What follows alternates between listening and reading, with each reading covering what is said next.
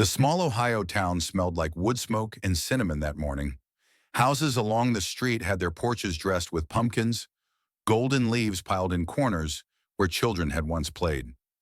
Inside the Whitmore home, the warmth of a long-awaited Thanksgiving filled every corner. The kitchen counters were crowded with dishes, roasted sweet potatoes, pies cooling under mesh covers, and a golden turkey waiting for its final place at the center of the table. Martha Whitmore had been preparing since dawn. At 56, she carried herself with the grace of someone who believed deeply in tradition.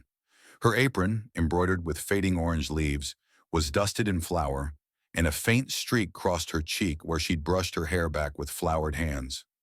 Hosting Thanksgiving wasn't just a duty for her. It was her way of keeping her family stitched together, of reminding them that no matter how far they scattered, home was here. Her husband, Richard, lingered in the hallway, half distracted, phone in hand. He was 58, tall with the kind of presence that once drew admiration at business events. But lately his eyes seemed always somewhere else. Martha noticed how he checked his phone more than he carved wood in the garage now. How his smiles had grown thinner, shorter-lived.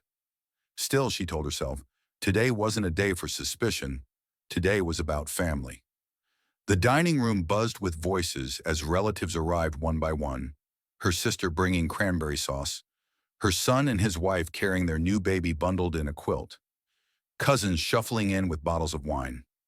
The old house, with its creaking floors and familiar scent of pine polish, came alive. The walls echoed with laughter and clinking glasses.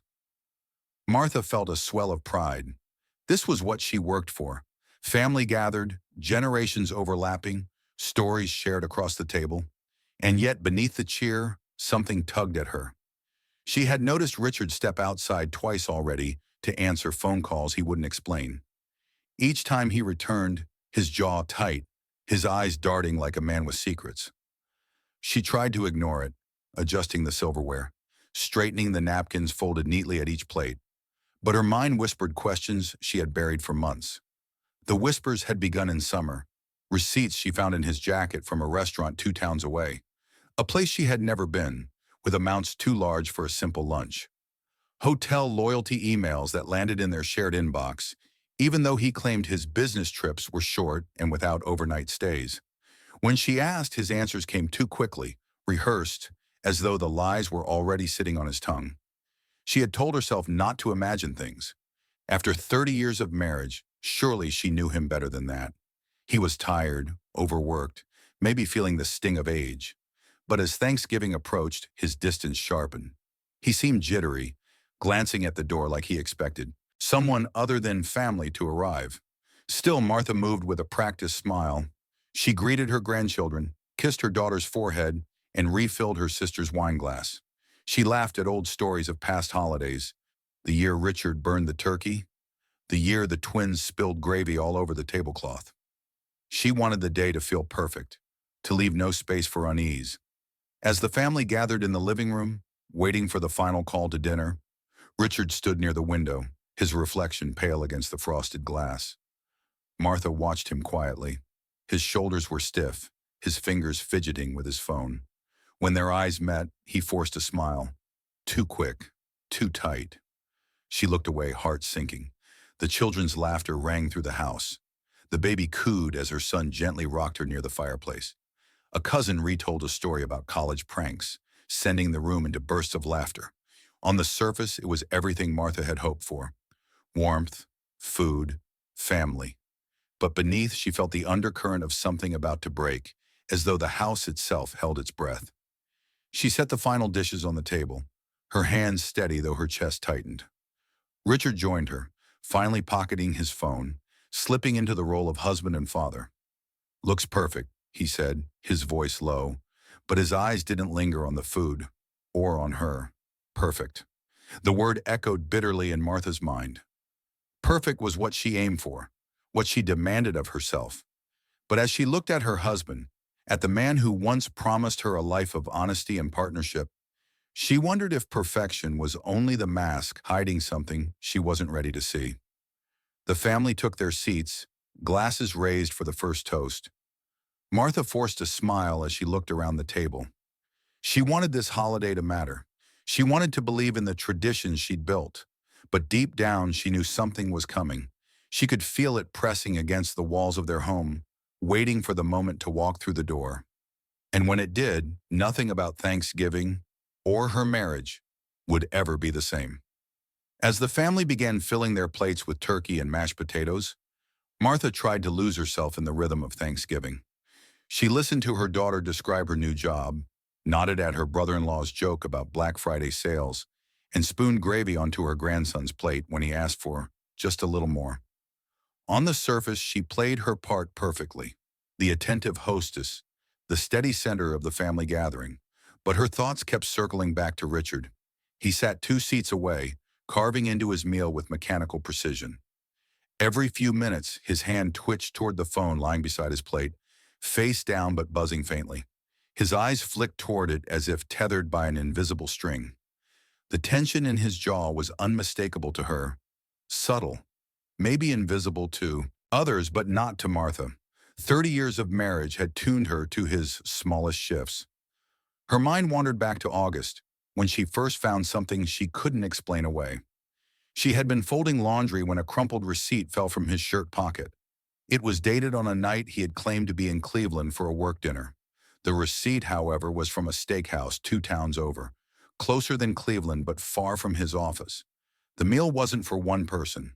2 entrees, 2 drinks, a dessert shared.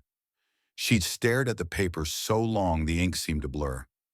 When she asked him about it later, he chuckled, kissed her cheek, and said a colleague had joined him. A guy from corporate.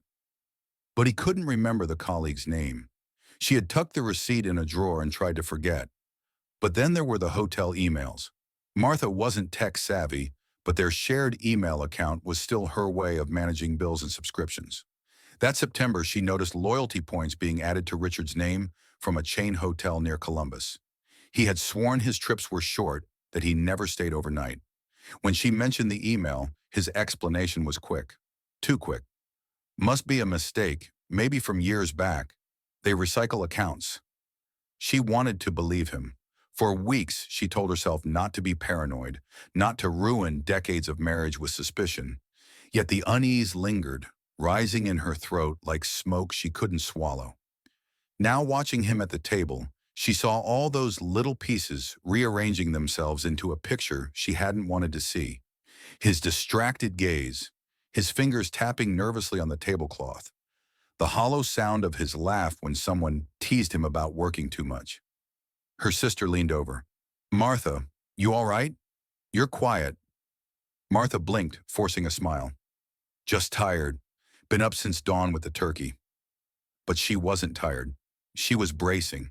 She remembered the times she had caught him stepping into the garage to take calls, his voice low, his back turned. Once she had pressed her ear to the door, only to catch a fragment. "I'll see you soon." His tone was soft, intimate, a voice she hadn't heard directed at her in years. She'd asked him then, too. He'd frowned, annoyed she was listening, and told her it was work stress, that she had to trust him. And she had, because that's what wives were supposed to do, right? Trust. But now, as the family passed rolls and poured wine, Martha felt her trust wearing thin. Every gesture, every look from Richard seemed to carry weight she couldn't decipher. He caught her watching him once, and for a second his eyes softened, almost apologetic. Then the phone buzzed again, and the softness was gone. The noise of the table swelled, laughter, forks scraping plates, her nephew recounting some wild college story. But for Martha, sound dulled. She was watching a man she no longer fully recognized. Richard reached for his glass of wine, hand trembling ever so slightly. "To family," he said, raising it half-heartedly. The words landed flat, empty. Martha lifted her own glass but didn't drink. Family. That was the one word that meant everything to her, the one word she built her life around. Yet as she looked at Richard, she wondered what family meant to him now.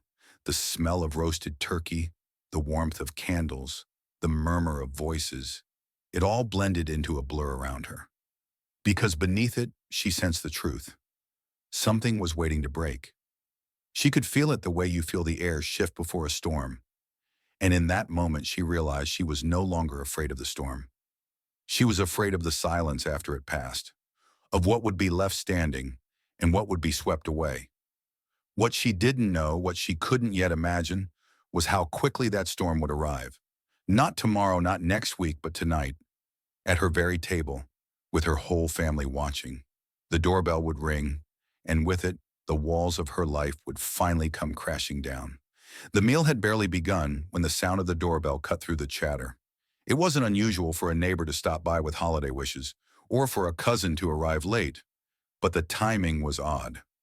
Martha rose instinctively, napkin falling to her chair, but Richard was already on his feet. He moved too quickly, almost knocking over his wine glass in his rush to the door. The family kept talking, though some eyes followed him. Martha lingered near her chair, her heart quickening without reason. She could hear the faint creak of the front door opening, then silence, longer than a simple greeting should take, and then a voice, feminine, confident. "Sorry I'm late. I brought a dish." Martha's stomach clenched. She stepped into the hallway, and there she was, a woman in her mid-40s, striking in appearance, balancing a casserole dish in gloved hands. Her coat was neatly pressed, her makeup flawless despite the chill outside. She looked entirely too comfortable stepping into someone else's home.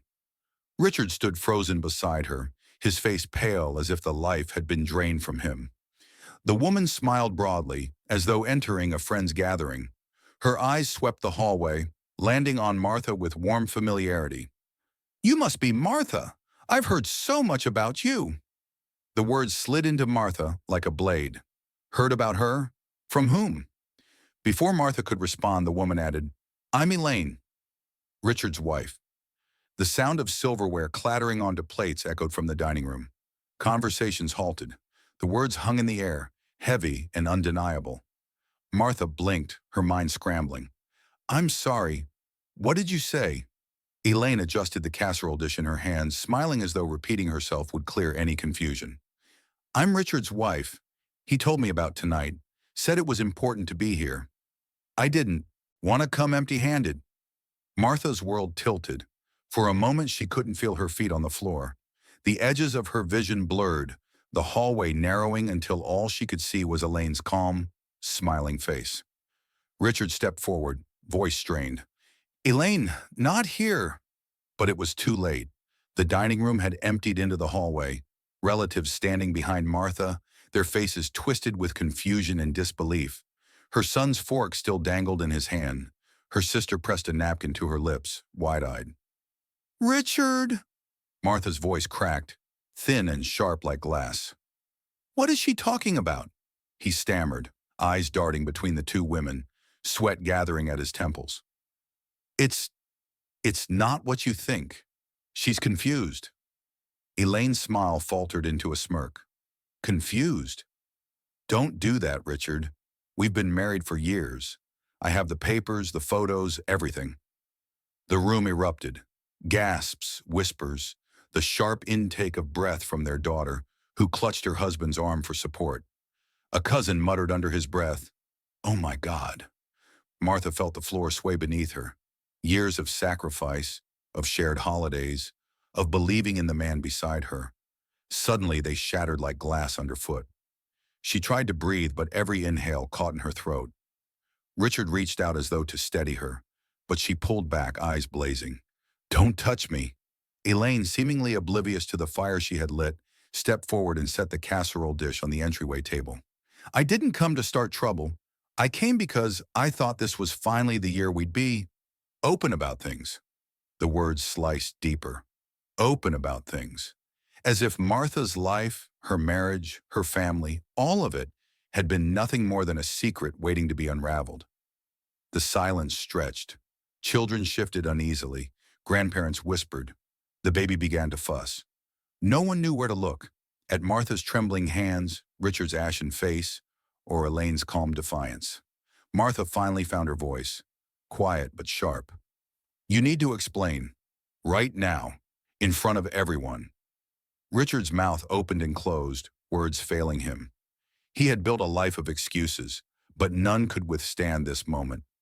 Elaine, however, seemed almost eager. She pulled a small envelope from her purse, her eyes glinting with satisfaction. If he won't, I will. The weight of the room pressed in, every relative holding their breath. Martha braced herself, every muscle taut, knowing the storm she had dreaded was no longer waiting at the edges of her life. It was here, sitting at her table, demanding to be heard.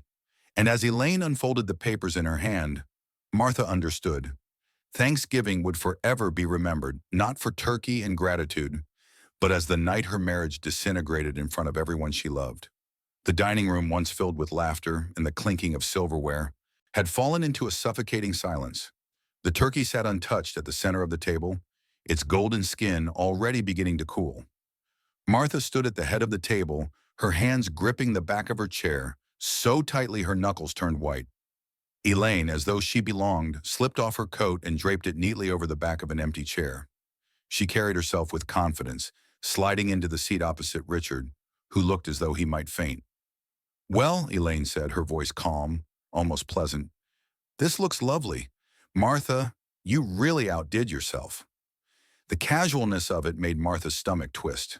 The audacity, this stranger, this intruder, sitting at her table and complimenting her cooking as though she hadn't just detonated a bomb in the middle of the family. Around the table, whispers crackled like sparks.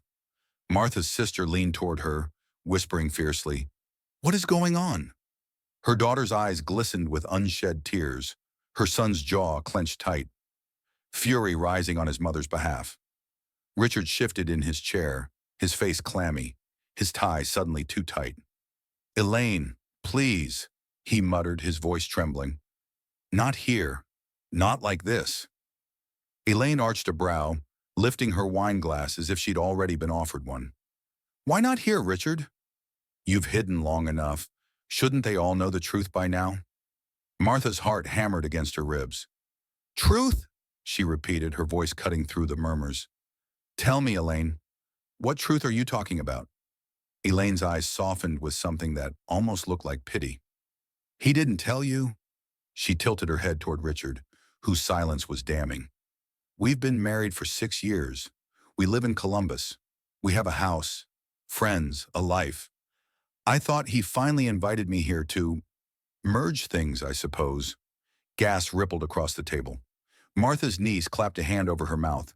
One of the cousins muttered, "This can't be real." But Martha knew. In her bones she knew.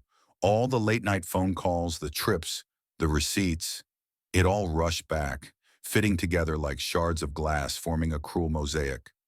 Her throat tightened, but she forced herself to speak. "You're lying."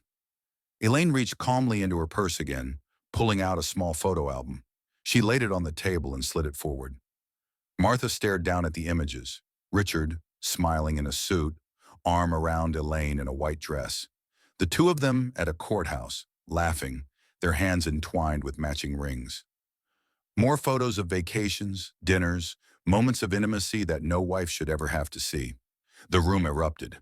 Her son slammed his fist against the table. Her daughter pushed back her chair, tears streaming freely now. Relatives murmured in disbelief, their faces a mixture of anger and sympathy. Richard buried his face in his hands. "Martha, I can explain." "Explain?" Her voice shook, rising with each word. "You stand in my house, at my table, in front of my children, and you want to explain?" Elaine's voice, maddeningly calm, cut in again. "He didn't mean to hurt you. He just didn't know how to end things cleanly. You've built such a beautiful life here, and he didn't want to lose it." Martha's chest heaved. "End things cleanly?" She let out a bitter laugh. 30 years of my life, 3 decades of raising children, building a home, sacrificing, and you call that something to end cleanly?" Elaine's expression faltered, but she didn't back down. "I thought you knew. Honestly. The way he split his time, I assumed you two had some arrangement." The family erupted in outrage at that suggestion. Martha's brother barked, "Arrangement? He's been living 2 lives." Richard finally lifted his head, his eyes bloodshot, voice hoarse. "Martha, please. I never meant for it to go this far. But Martha's glare silenced him. She saw him clearly now, stripped of every excuse. This wasn't the man she thought she had married, the man who once held her hand under fireworks, who whispered promises into her ear when they were young. This was a stranger, a coward, hiding behind lies, too weak to face the truth until it exploded in front of everyone.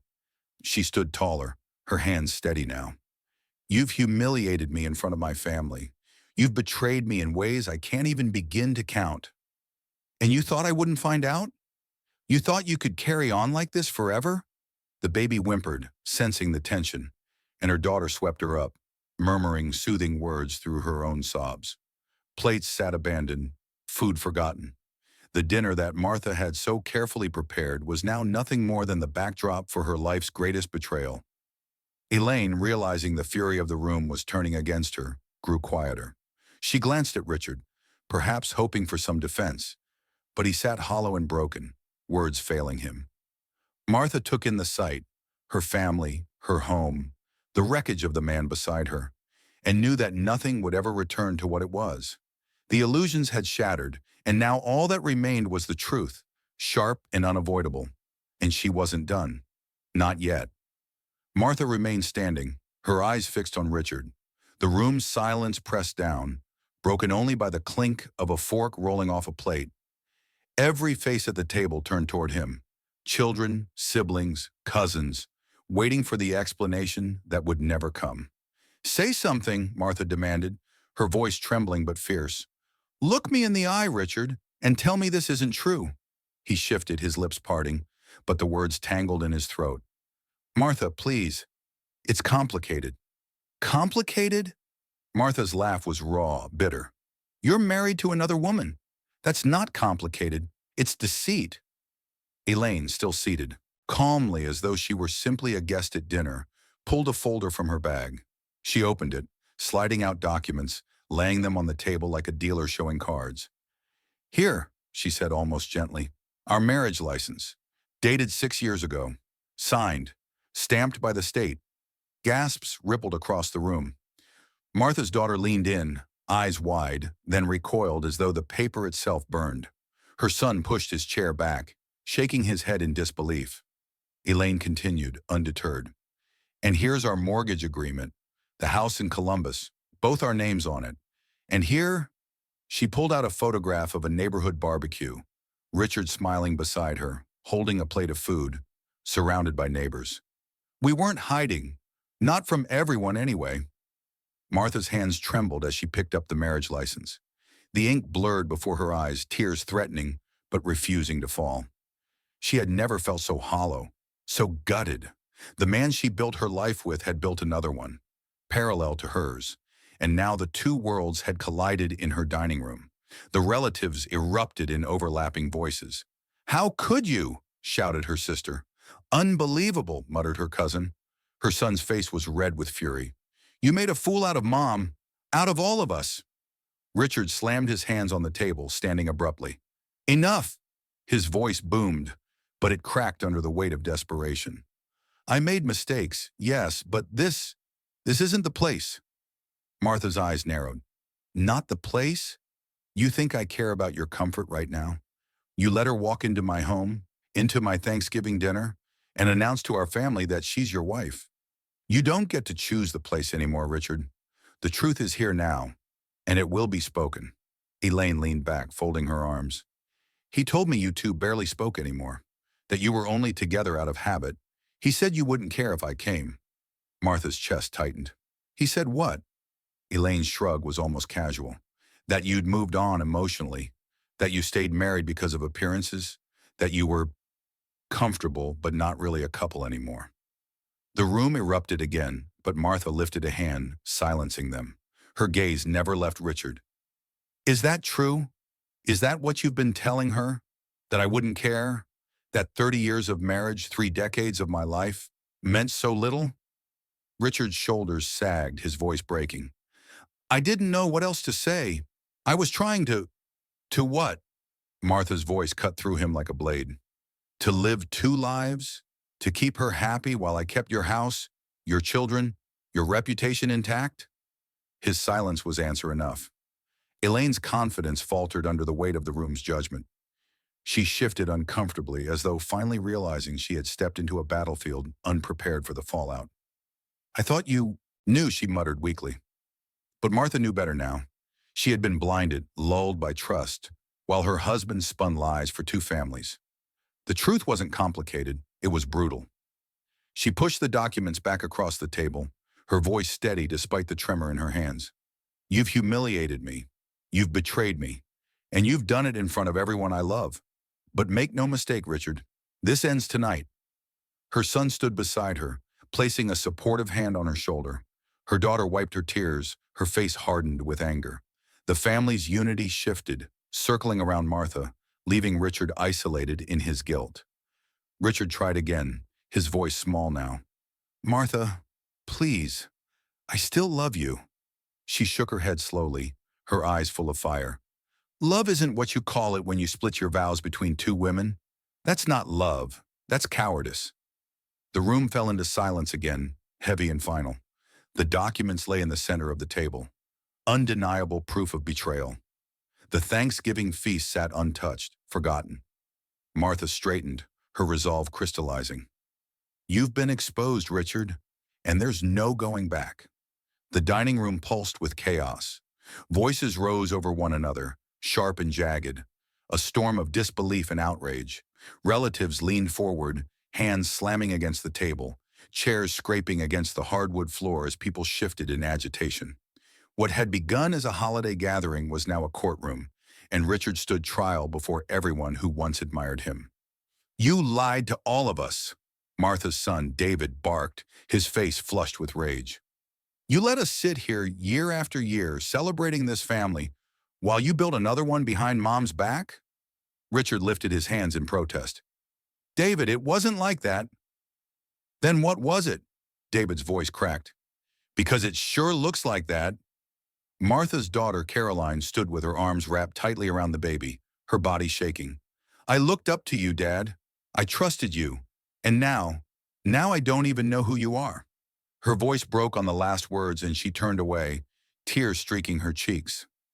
Martha stood rooted at the head of the table, her hands pressed against the wood. She didn't move, didn't waver. For the first time all evening, she felt a clarity rising inside her, strong and immovable. You don't get to play the victim here, Richard, she said, her voice firm, commanding silence. The room obeyed, all eyes snapping to her. For years I kept this family together. I sacrificed my own dreams, my own comfort, to build this home with you. And while I was doing that, while I was believing in us, you were carving out a second life, smiling in photographs with another woman. Do you have any idea what that does to a person? Richard's mouth opened, but she cut him off with a raised hand. No, she said, her tone slicing through. Him. Don't answer. I don't want excuses. I want accountability. Elaine shifted in her chair, her earlier confidence gone, replaced by unease. She looked at the family staring daggers at her and suddenly seemed much smaller, her presence shrinking beneath their collective glare. Martha turned on her, too. And you, she said sharply, you walked into my home, my table, with the arrogance of someone who thought she belonged here. Did you ever once consider the damage you were causing? The lives you were tearing apart? Elaine's lips parted, but no words came. She stared down at her hands, her bravado crumbling under the weight of Martha's fury. Richard pushed back from the table, his chair screeching. I never meant for this to happen. I got caught in something I couldn't control. Martha's laughter was bitter, humorless. Couldn't control? You signed marriage papers, Richard. You bought a house. You lived a double life for 6 years. That's not being out of control. That's choosing deceit over honesty every single day. The relatives murmured, nodding in agreement. The judgment was unanimous. Richard was guilty. Her sister leaned in, whispering, You don't have to put up with this, Martha. You're stronger than he ever deserved. Martha straightened, shoulders squared. You're right, I don't. Richard stepped toward her, desperation in his eyes. Please, Martha, we can work through this. I'll end it with her. No. Martha's voice was final, resolute. You don't get to decide anymore. You had your chances, Richard. You had years to choose honesty, And every time you chose betrayal, her words rang in the silence, heavy with truth. The baby let out a soft cry, breaking the tension for a moment, and Caroline gently rocked her child. I don't want her growing up thinking this is normal, she said quietly, her voice steady despite the tears. That this kind of betrayal is acceptable. Mom, you deserve better than this. Martha's throat tightened, but she held her composure. She looked around the table, at her children, her siblings, her nieces and nephews, and realized she wasn't standing alone. The family wasn't fractured, it was reshaping itself around her. She was no longer just the betrayed wife. She was the matriarch, the one they looked to for strength. Richard sagged, defeated, his once commanding presence diminished to a man exposed, cornered by his own lies. Elaine shifted uncomfortably, finally muttering, "Maybe I should go." Martha's gaze was cold. "Yes, you should." Elaine rose, gathered her coat, and walked quickly to the door, her footsteps echoing through the silent house. She didn't look back. Martha turned to Richard, her voice sharp as steel. "And you, get out, tonight." He froze. "Martha, please." "I said get out." Her voice carried the finality of a gavel. "You don't belong here anymore. Not in this house. Not in this family." The room was still, every eye on him. Slowly, Richard lowered his gaze, realizing there was nothing left to say. He picked up his coat, his movements heavy with shame, and walked out the same door Elaine had used moments earlier. The door closed behind him, leaving only the sound of the wind outside and the unspoken relief that the storm had passed. Martha exhaled, her chest finally loosening. She looked at her children, her family, and though her heart was shattered, her spirit remained unbroken. She had faced the truth, and she had survived. The moment the door clicked shut behind Richard, the house exhaled. The tension that had suffocated the dining room lifted, replaced by a stunned silence. No one reached for the turkey. No one lifted a glass. The holiday feast sat cold and forgotten, the decorations and candles mocking what should have been a celebration of gratitude. Martha stood still for a long moment, steadying herself, her hand gripping the back of her chair. She had expected tears to fall, a collapse of strength after the confrontation, but they didn't come. Instead, she felt something else. Resolve, a quiet fire rising where despair might have lived. Her daughter Caroline was the first to move. She crossed the room, still holding the baby, and wrapped her free arm around Martha. "Mom," she whispered, her voice thick with emotion. "I am so sorry. You didn't deserve any of this." Martha held her close, kissing her daughter's hair. "None of this is your fault," she murmured. "This is on him. Only him." David stood, fists clenched at his sides. "He should have been the one to sit in the corner ashamed, not you, Mom. Don't you ever think for a second this makes you less. You're the strongest person I know." The words pierced her heart, but in a good way, like sunlight cracking through storm clouds. She realized then that, though her marriage had ended, her family was still here. Not fractured, not lost. They were with her. They were choosing her. Her sister cleared her throat, voice shaking with anger. "Martha, you don't have to handle this alone. We'll help you through it. Whatever you decide, divorce, lawyers, whatever, we're behind you." Martha nodded slowly, her mind already turning toward what had to come next. She would need to call an attorney. She would need to secure her finances, protect what was hers. For years, she had managed the household budget, making sure bills were paid, college tuitions covered, retirement planned. She had no doubt she could do it again, only this time for herself. She sat at the head of the table, finally lowering herself into her chair. Her hands smoothed over the linen tablecloth she had picked out for the occasion, and she looked around at the faces still watching her. "I spent 30 years believing in a marriage that was built on lies," she said quietly, but every word carried. "But I refuse to spend one more day chained to them.